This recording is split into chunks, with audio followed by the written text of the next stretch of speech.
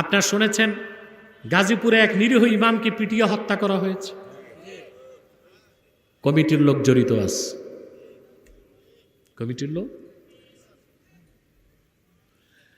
ইমাম সাহেবকে অপবাদ দিয়েছে সে বলাৎকার করছে।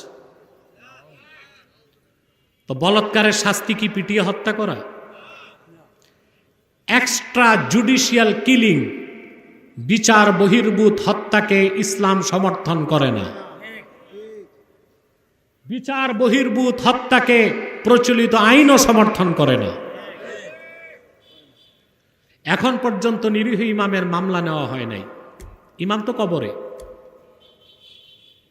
কারা হত্যা করলো রইসুদ্দিনকে? কেন তাদের গ্রেফতার করা হচ্ছে না? কেন মামলা নেওয়া হচ্ছে না? বাংলাদেশে ইমাম সাহেবদের মূল্য নাই।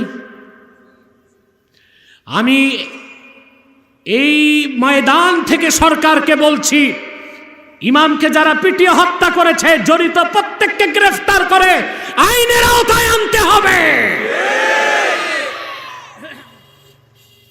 নতুবা তার চড়া মূল্য গভর্নমেন্টকে দিতে হবে।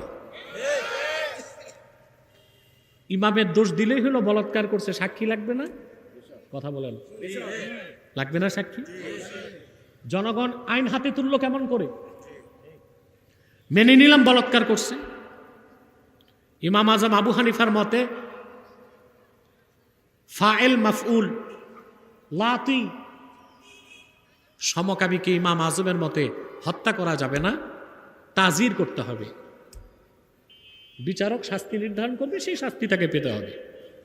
মৃত্যুদণ্ড দিতে হলেও কি মানুষ দিবে না রাষ্ট্র দিবে?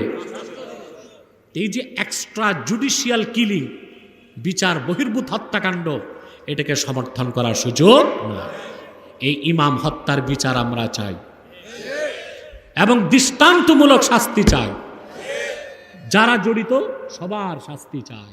আপনারা কি চান?